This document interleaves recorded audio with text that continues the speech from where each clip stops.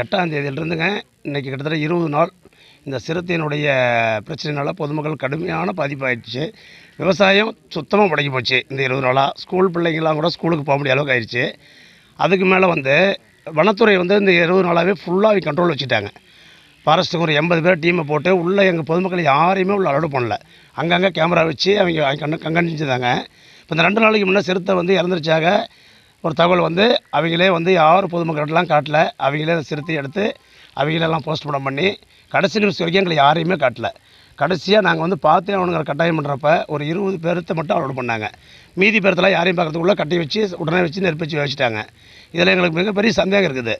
அது நடந்தும் இல்லாத இப்போ என்ன பண்ணுறாங்கன்னா, ஊரில் நேற்று சாயங்காலத்துலேருந்து அங்கங்கே ஒவ்வொருத்தராக ஒவ்வொரு வீடாக போய் இது மாதிரி என்னென்ன பண்ணினீங்க, உங்களுக்கு தெரியுமில்ல, யார் உள்ளே போனாங்க, யாராவது போனாங்களா, என்ன நடந்துச்சுன்னு தொடர்ந்து விசாரணை பண்ணுறாங்க. பொதுமக்கள் மிரட்டுறாங்க. இதனால் மக்கள் ரொம்ப பயத்தில் இருக்கிறாங்க. எங்களுக்கு சிறுத்தையினால் ஒரு 20 நாள் பிரச்சனைனா அது முடிஞ்சு அது நடந்து போச்சு. இப்போதாவது நிம்மதியாக இருக்கலாம்னு பார்த்தா இப்போ பொதுமக்கள் தொந்தரவு பண்ணுறாங்க. அதனால் இன்னைக்கு